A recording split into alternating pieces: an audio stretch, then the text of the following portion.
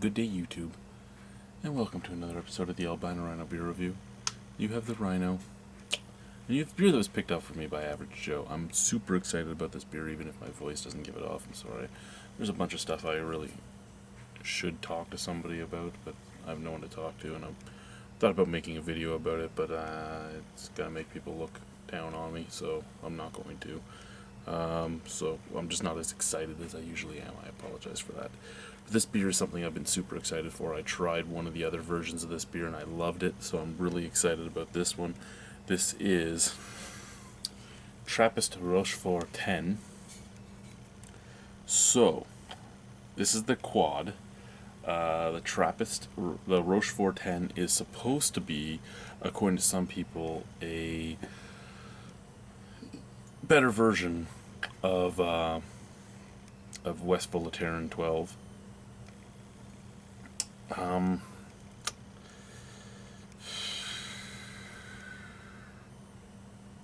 It's 11.3% alcohol by volume. It says drink it in a chalice glass. I have the oversized wine glass from Young's Double Chocolate Stout.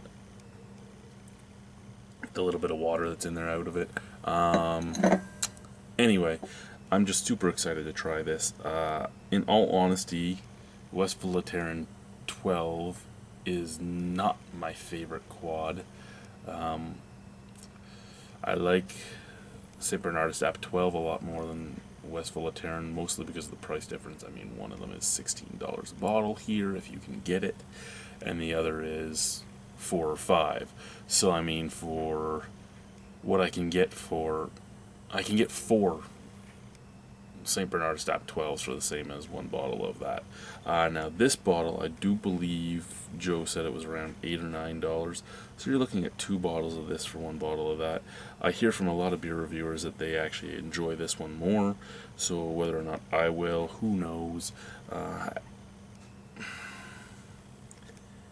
I'm just really excited to try it after trying the 8. I loved the 8 so much that I'm just really excited to try this. So let's pop it. That's a lot of smoke that came out of there.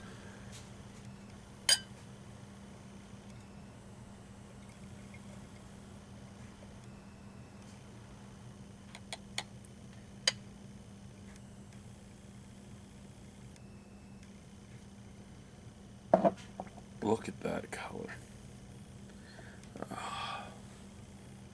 Flippin' A, that is a deep, deep red, and it does have a little bit of, well, actually, you know what? It's not even a deep, deep red. It's actually a deep, deep brown with just a little reddish hue to it. It's like a diarrhea brown. I'm such a classy guy, I know. The head, nice, thick, fluffy. I don't know if the camera's going to pick it up or not, but you can see this. Oh, come on. You can see the sediment floating in there. It's the darkness in the center. That looks awesome too. I love my Belgian sediment. Helps clear me out. But yeah, that's a nice, slightly mocha head. It has a nice viscosity to it. Look at its stick. Oh, look at that stick. It just pulls off the side. Oh, that looks beautiful. Color's great. It is hazy. Visual appeal, I can't take anything away from this.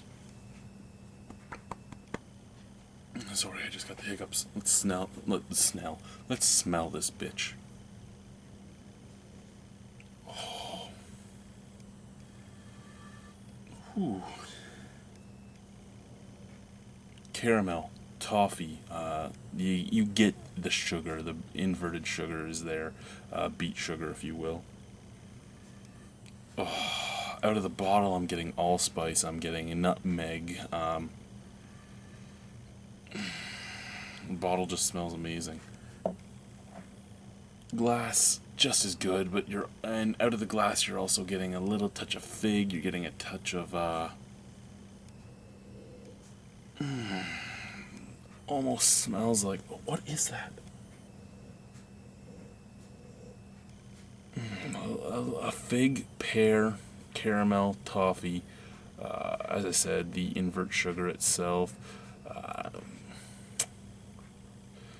Nutmeg and allspice out of the bottle.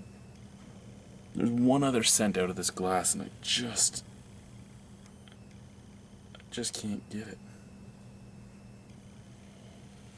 Okay. Okay, I'll give it one more sniff and then I'll probably have fatigued my nose, so I don't want to keep going.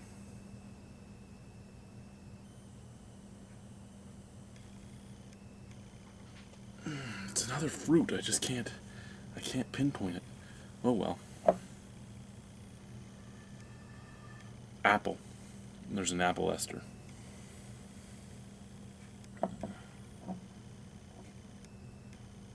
And the reason I couldn't get it out of the glass it's kind of like it smells like what apple skins taste like, that slightly bitter appley taste that you get from the skins.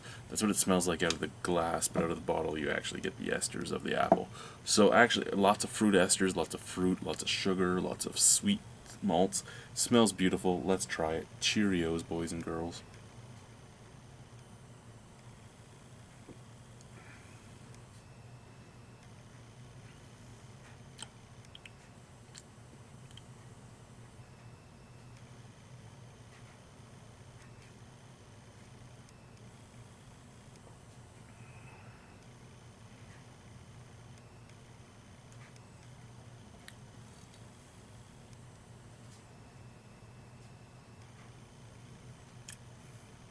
Okay.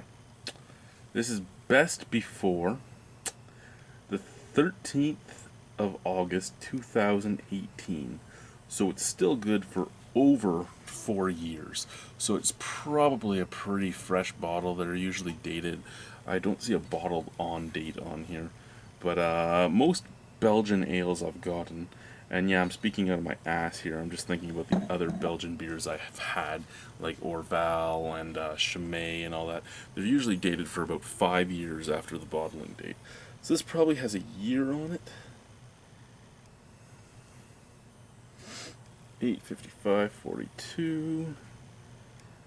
Probably the time that it was bottled at. Yeah, there's no bottled on date on here, unfortunately.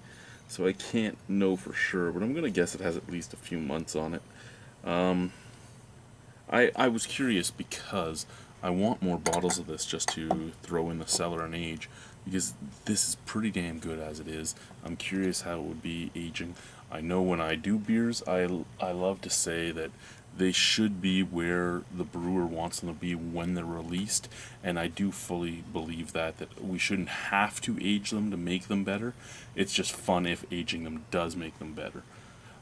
There are a lot of brews that people say you shouldn't drink until this many years in. Well, that means that the brew isn't ready when it's released.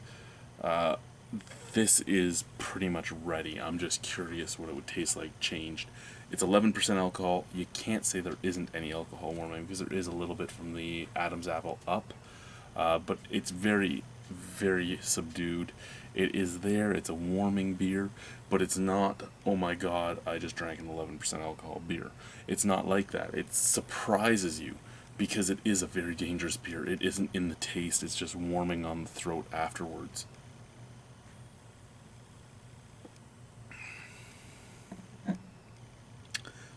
I'm getting allspice, I'm getting nutmeg, I'm getting apple, I'm getting pear, I'm getting fig, I'm getting caramel. I'm getting that inverted beet sugar. I'm getting esters of apple. I'm getting that nice warming. I'm getting a yeasty ester as well. It's just a beautiful, beautiful beer. I mean, I'm only cracking the surface. I mean, this is super complex. Sorry, excuse me. Sorry. If I really, really pushed, I could probably pull out more tasting notes, but I'd be pulling them out of my anus. Like, I'd literally be ripping them out of my ass, because it's a very complex beer. There are more flavors in there than what I said. I just can't pinpoint them. I could go in and guess. I could keep drinking it and try. I could do little sips. I could do the over the tongue. I could do whatever I wanted to try and get them out, but why? You know what? It's a complex beer. It's a very nice tasting beer. It goes down beautifully. It's 11% alcohol. It would fuck you up and you wouldn't know you're drinking an 11% alcohol beer. And the price isn't that bad. If you can find this beer, if you can find Rochefort 10, buy it. Buy 2 bottles, buy 3 bottles. Drink one right away, drink one 6 months down the road, drink one 6 months again later down the road. See how the beer ages for you. It's just a great beer. I actually love this beer. I love this beer for the price, for the flavors it's giving off, for the availability. I mean, yeah, you can get it in Ontario now at a few LCBOs, but I could just cross the border and buy it in the States. It's not like West Volontaire 12 where I have to wait till the monks need bricks and then they sell their West Volontaire to stores in North America, or I don't have to go and pay huge amounts of money because I'm buying a black market bottle of it. I don't black market beer. Don't you love that type of stuff? I don't have to go out and buy a this small bottle is the same price basically as a big bottle of like La Trappe Quad. I like this better than La Trappe Quad. I know some people love La Trappe Quad. I don't like La Trappe Quad. I don't like La Trappe Triple. I'm not really a fan of La Trappe Double. I like Isidore though. The La Trappe Isidore. I do really appreciate this beer, and I can get behind this beer. It's a great quad. Quads are hit or miss for me. I mean, most Belgian style beers are hit or miss. You either love the beer or you hate the beer, or even style wise, you either love the style or you hate the style. Excuse me. I love this beer though. I can't say enough that I love this beer. I really do love this beer. I wish I had more. I don't. I wish I did.